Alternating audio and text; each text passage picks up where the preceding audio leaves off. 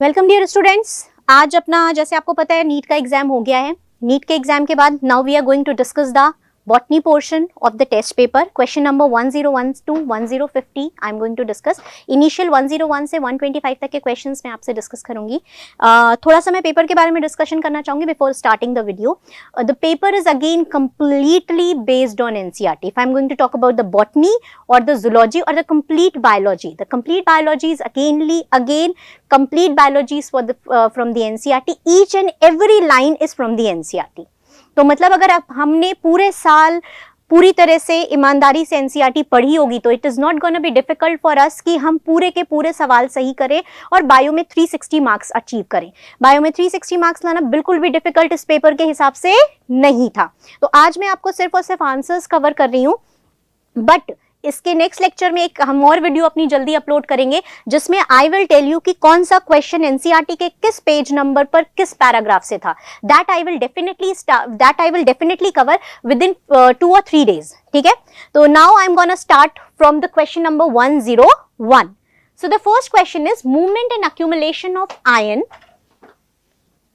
across membrane against their concentration gradient। यहां पे हमें आंसर कहां से उठाना है कि against concentration gradient. Against concentration gradient हमेशा आंसर क्या जाएगा? Active transport. ठीक है, facilitated diffusion, passive transport, osmosis, ये सारे in favour of concentration gradient होते हैं। तो against concentration gradient answer will be active transport. So answer will B third. Question number 102, among the above quoted, which one is considered most important cause? ठीक है, अब यहां पर फिर से most important cause for the species extinction।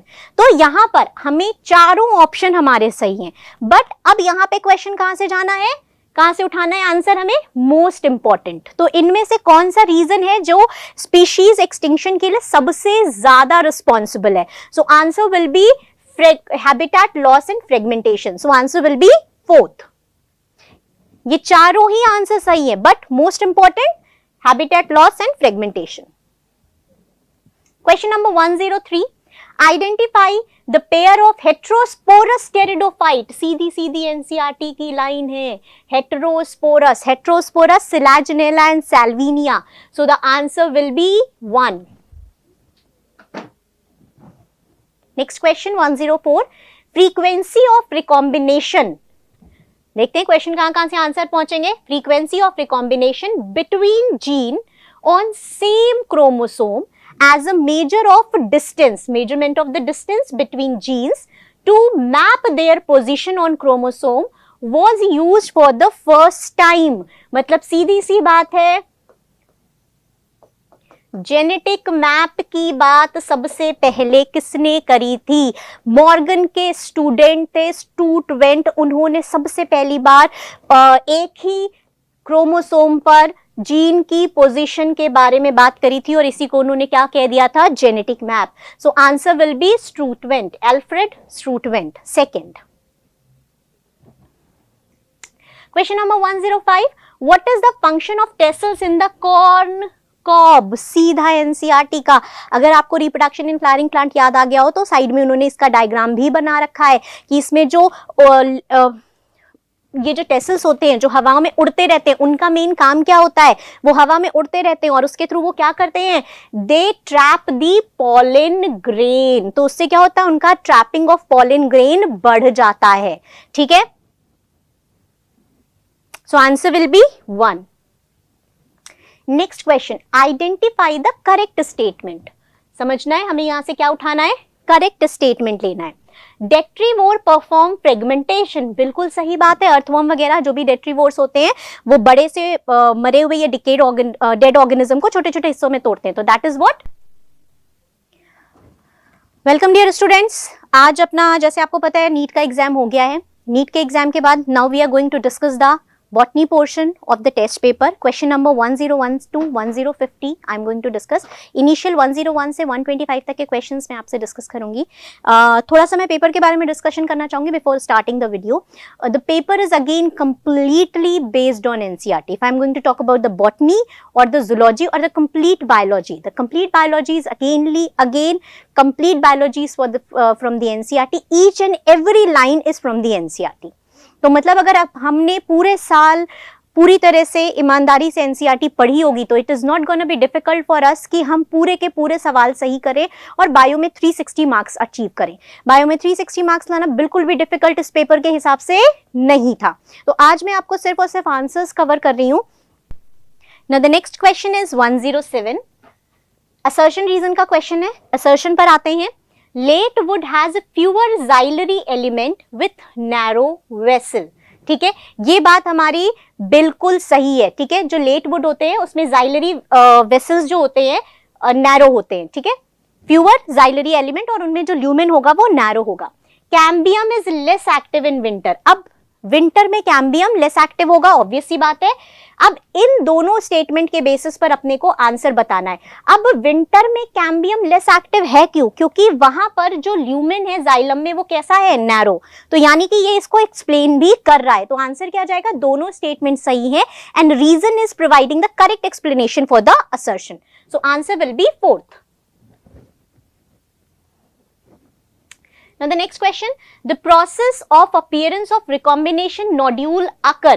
Recombination nodule occur at which substage of prophase 1 in meiosis या meiosis 1 में मैं आपसे बात करूं तो पैकेटीन में ही क्रॉसिंग ओवर भी होता है और पैकेटीन में ही रिकॉम्बिनेशन नोड्यूल्स बनते हैं जिनमें रिकॉम्बिनेज एंजाइम भरा होता है और उन्हीं की वजह से रिकॉम्बिनेशन होता है. तो सिंपल सी बात है कि ये रिकॉम्बिनेशन नोड्यूल्स कब बनेंगे? पैकेटीन स्टेज में. तो answer will be 1. 109. Which of the following stage of meiosis involves division of centromere? अब समझिएगा, हमें यहाँ पे सेंट्रोमियर की डिवीजन की बात करनी है. अगर मैं आपसे मियोसिस 1 में एनाफेज 1 में बात करूं तो एनाफेज 1 में आपको पता है पूरे के पूरे क्रोमोसोम 2 पोल्स पर मूव करते हैं. ठीक है, आधे क्रोमोसोम एक पोल पर मूव करे, आधे क्रोमोसोम दूसरे पोल पर मूव करते हैं एनाफेज 1 में. बट क्वेश्चन क्या पूछ रहा है कि सेंट्रोमियर कब स्प्लिट होंगे? मतलब क्रोमोसोम मूव नहीं करेंगे, क्रोमेटिड आधे क्रोमेटिड एक पोल पर और आधे क्रोमेटिड दूसरे पोल पर मूव करेंगे. तो ये चीज कब होगी? ये चीज होती है माइटोसिस में. And meiosis 2 is just like mitosis और माइटोसिस में भी कब होती है ये चीज? एनाफेज में. तो यहां पर इस आंसर के हिसाब से क्या जाएगा? इस क्वेश्चन के हिसाब से आंसर क्या जाएगा कि कब होगा सेंट्रोमियर स्प्लिट? एनाफेज 2 में. सो answer will B 2. During purification process for recombinant DNA technology, addition of chilled ethanol precipitate out. ये क्या चीज को precipitate out करता है? DNA. सिंपल क्वेश्चन, मतलब क्वेश्चन थोड़ा सा एक सेकंड के लिए सोचना पड़ेगा आपको क्योंकि 3 फैमिलीज का नाम दे रखा है और आपको एक बार तीनों फैमिलीज के बारे में उनके एंथर्स को रिकॉल करना पड़ेगा.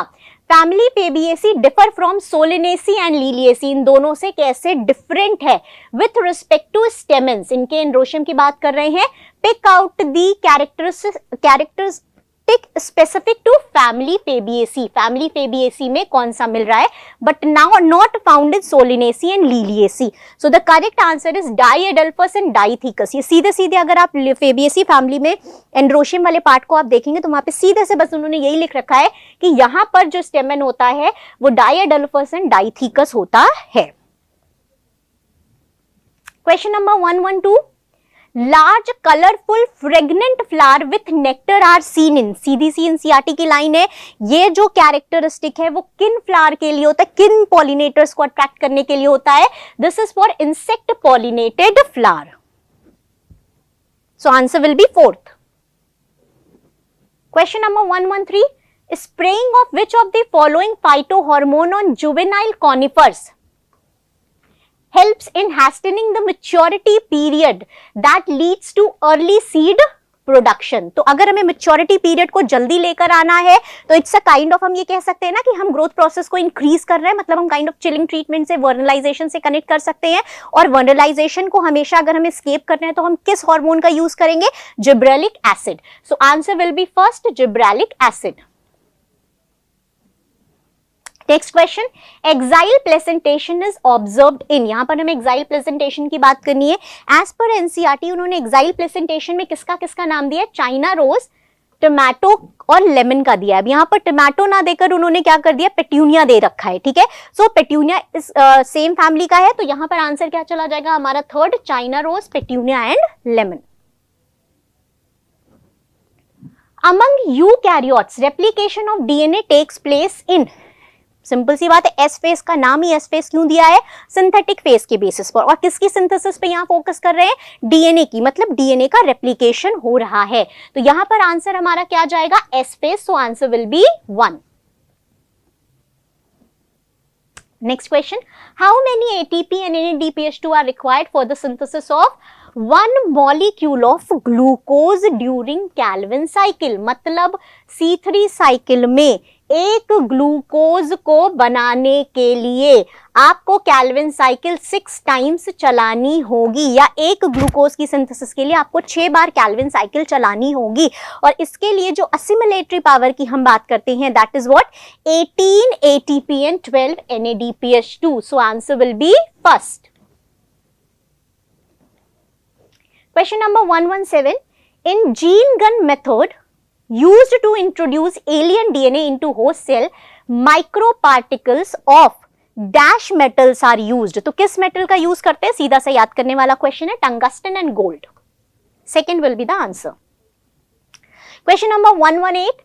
The thickness of ozone in a column of air in the atmosphere is measured in terms. हम ओजोन को किस में मेजर करते हैं? सीधा सा क्वेश्चन है, शायद ही किसी बच्चे का गलत हुआ। Dobson unit. So answer will B 4। Question number 119. Unequivocal proof, वापस से क्वेश्चन रिपीट हुआ है।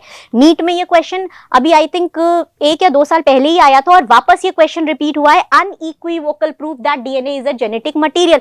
सबसे पहले डीएनए जेनेटिक मटेरियल किसने बोला था? ये ग्रिफिथ के एक्सपेरिमेंट को वापस से जब 3 साइंटिस्ट एवरी मैक्लियोड एंड मैककार्टे ने किया तो उन्होंने ये बोला था कि डीएनए जेनेटिक मटेरियल है, बट इसको सारे लोगों ने एक्सेप्ट नहीं किया था। फिर हार्शी और चेज के एक्सपेरिमेंट के बाद ये बात एक्सेप्ट करी गई कि हाँ, DNA is the genetic material. तो अनइक्विवोकल प्रूफ मतलब विदाउट एनी डाउट किसके एक्सपेरिमेंट के थ्रू एक्सेप्ट किया गया? That is Hershey and Chase experiment. So answer will be 1। Question number 120. In the equation GPP minus R is equals to NPP.